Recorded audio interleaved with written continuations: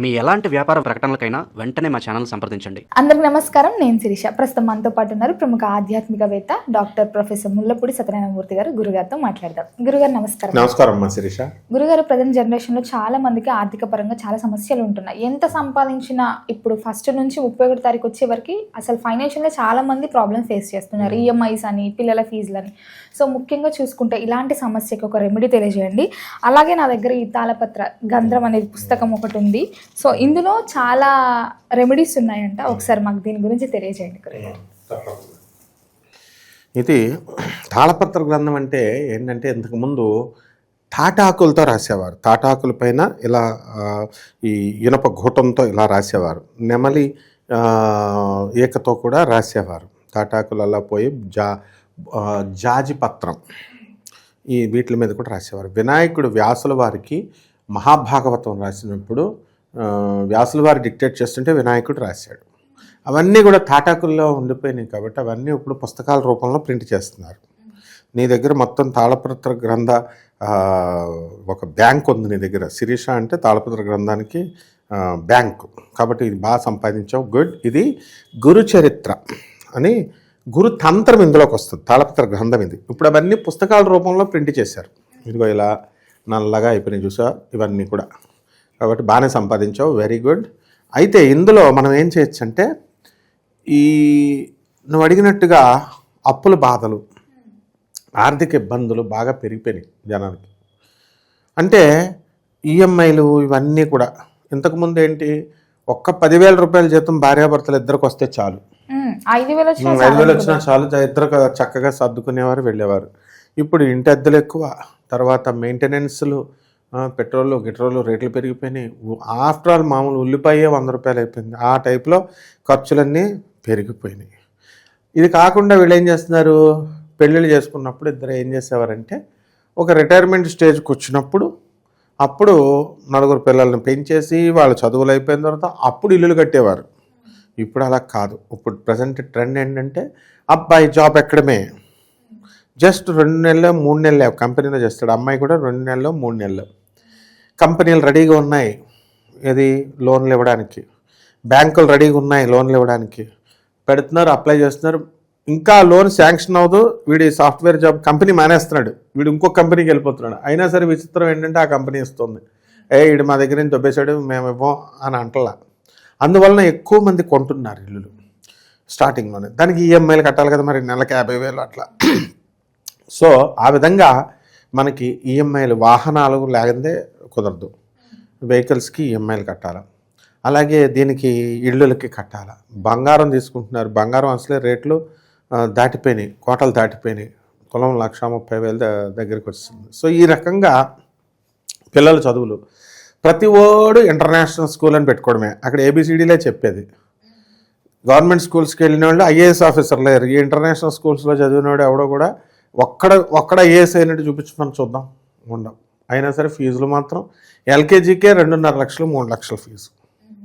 అందువల్ల మేమంతా ప్రొఫెసర్లు అయ్యి మేము రైల్వే మిక్స్డ్ హై స్కూల్ రాజమండ్రిలో చదివాం, గవర్నమెంట్ జూనియర్ కాలేజీలో చదివాం, ఐడిఎస్లో చదివాం. ఇలా అన్ని గవర్నమెంట్లో చదివినా మనకి మా ఫీజు 5 రూపాయలు ఉండదు.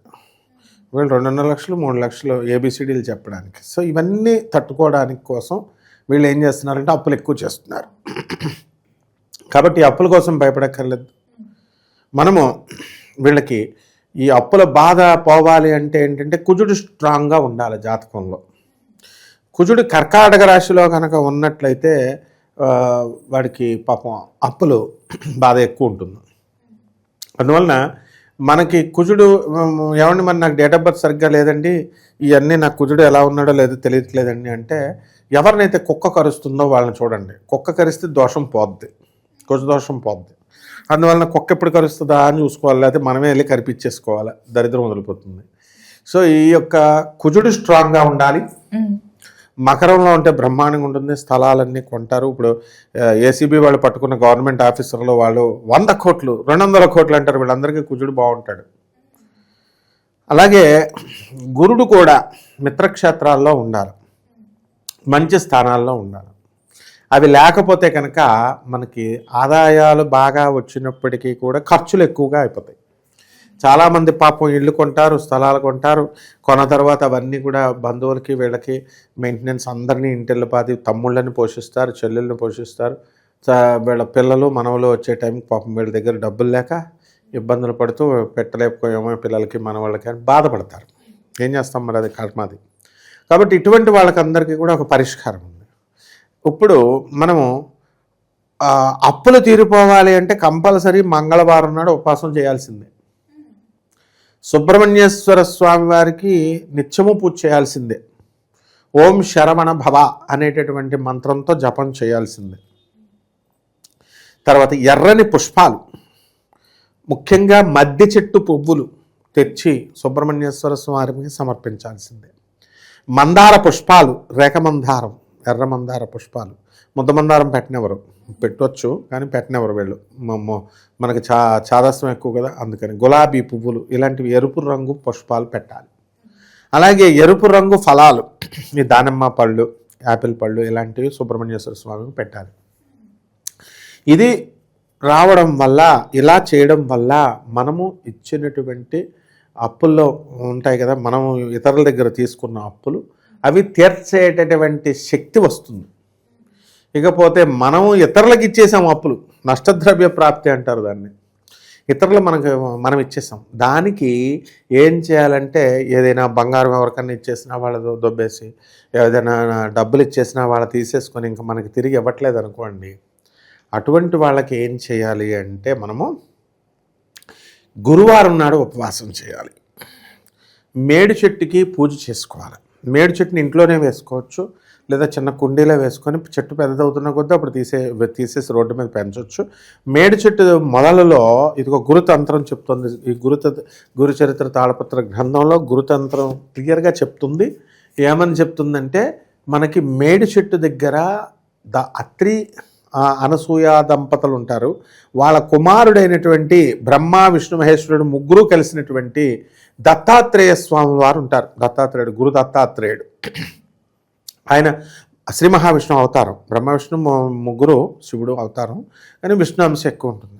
అలాగే ఆయన భార్య అయినటువంటి అనఘాదేవి అంటే లక్ష్మీదేవి, వీళ్ళిద్దరూ కూడా ఆ యొక్క చెట్టు మొదల్లో ఉంటారు. 64 యోగిని గణాలు, యోగిని మాతలు వాళ్ళిద్దరిని కూడా పూజ చేస్తూ ఉంటాయి. అందువలన గురువారం నాడు వీళ్ళు ఏం చేయాలంటే, ఈ యొక్క మేడి చెట్టుకి పూజ చేయాలి.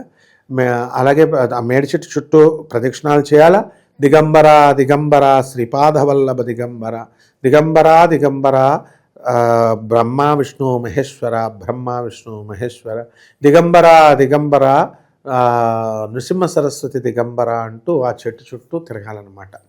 తిరిగితే దత్తాత్రేయ స్వామి వారి యొక్క అనుగ్రహంతో మనం ఇచ్చినటువంటి అప్పులన్నీ కూడా మనకి తిరిగి వచ్చేస్తాయి. అయితే నష్టద్రవ్య ప్రాప్తి వచ్చేస్తుంది తిరిగి. నష్టద్రవ్య ప్రాప్తి కోసం మనం కార్త్యవీరార్జున మంత్రం చెప్పేవాళ్ళం. కార్త్యవీరార్జునుడిని మామూలు మనిషిని సహస్ర బాహువులు 1000 చేతులు ఇచ్చినటువంటి వాడు దత్తాత్రేయ స్వామి వారు గురువుగారు. అలాగే ఈ యొక్క దత్తాత్రేయ స్వామి వారే ఏం చేశారంటే, ఆయన్ని అనేక రకాలైన పరీక్షలు పెట్టి పిచ్చివాడి రూపంలో ఉన్మత్త వేష రూపాయ అంటాం దత్తాత్రేయ స్వామి వారిని. ఆయనకి మొత్తం పరీక్షించి అతన్ని పరీక్షలో నిలబడ్డాడు కాబట్టి కార్తవీరార్జునుని భూమండలానంతటినీ పాలించేటటువంటి చక్రవర్తిని చేశాడు. అలాగే ఈ యొక్క 1000 చేతుల బాహువులతో అంత శక్తినిచ్చాడు. ఆ కార్తవీరార్జునుడి చేతిలో రావణాసురుడే ఓడిపోయాడు, అంత శక్తినిచ్చేశాడు. ఇదంతా ఇచ్చినటువంటి వాళ్ళు ఎవరు? దత్తాత్రేయుడు. కాబట్టి ఎవరు నష్టద్రవ్య ప్రాప్తికి కార్తవీరార్జున మంత్రం అన్నా చదువుకోవచ్చు, లేదా దత్తాత్రేయ స్వామి వారి యొక్క మంత్రం అన్నా చదువుకోవచ్చు. ఈ తాళపత్ర గ్రంథంలో ఉన్నటువంటిది ఓం ద్రాం దత్తాత్రేయాయ గురురూపాయ నమో నమః. ఓం ద్రాం దత్తాత్రేయాయ గురురూపాయ నమో నమః అనేటటువంటి సింపుల్ మంత్రంతో మనము ఈ గురువారం నాడు మనము మేడి చెట్టుకు పూజ చేస్తూ ఈ 41 రోజుల పాటు ఈ మంత్రాన్ని, సింపుల్ మంత్రాన్ని ఓం ద్రాం దత్తాత్రేయాయ నమః అన్నా కూడా చేసుకోవచ్చు. చేసుకుంటూ సింపుల్గా ఉంది కదా మంత్రం అని అనకూడదు, శ్రద్ధ ఉండాలి. గురువుని మనిషి రూపంలో చూడకూడదు. గురువు దత్తాత్రేయ స్వాములు నృసింహ సరస్వతి స్వామి రూపంలో వచ్చారు. సాక్షాత్ దేవుడు రాముడు కృష్ణుడు మనుషుల రూపంలో చూడకూడదు, అవన్నీ పురాణాలు కాదు, నిజంగానే పుట్టారు రాముడు కృష్ణుడు భూమి మీద. అలా దత్తాత్రేయ స్వామి వారు నృసింహ సరస్వతి స్వాముల వారు గాణగాపురంలో నిత్య నివాసి నిత్య విహారి, అక్కడ తిరుగుతాడు. ప్రతిరోజు 12 గంటలకు భిక్ష అడుగుతాడు. కాబట్టి ఈ మంత్రాన్ని శ్రద్ధతో చేయాలి. మంత్రాన్ని మీద అపనమ్మకం ఉండకూడదు, గురువు మీద అపనమ్మకం ఉండకూడదు. ఇలా కనుక ఈ 41 రోజులు మినిమం నియమాలు: నేల మీద పడుకోవడం, బ్రహ్మచర్యం పాటించడం, ఏకాహారం, ఏకభుక్తం, ఒకరోజే ఒక పూటే భోజనం చేయడం, ఈ రకంగా 41 రోజులు నియమనిష్టలతో మధుమాంసాలు తినకుండా, సారా తాగకుండా, మరి సిగరెట్లు తాగకుండా ఇలా జాగ్రత్తగా కనుక స్వామివారి యందు మనసు పెట్టి చేస్తే తప్పకుండా మంత్రం తీరిపోతుంది. చక్కగా వీళ్ళ అప్పుల బాధలన్నీ తొలగిపోతాయి. తర్వాత లాస్ట్లో గాణగాపురం వెళ్తే వీళ్ళ సమస్త దరిద్రాలు పోతాయి అన్నమాట. వెళ్ళి గాణగాపురం దత్తాత్రేయ స్వామి వారి దర్శనం చేసుకుంటే సరిపోతుంది. గురుగారు, మొత్తం మీద ఆర్థిక సమస్యలు తొలగిపోవడానికి మంచి రెమెడీ తెలియజేశారు. ధన్యవాదాలు. ధన్యవాదాలమ్మా.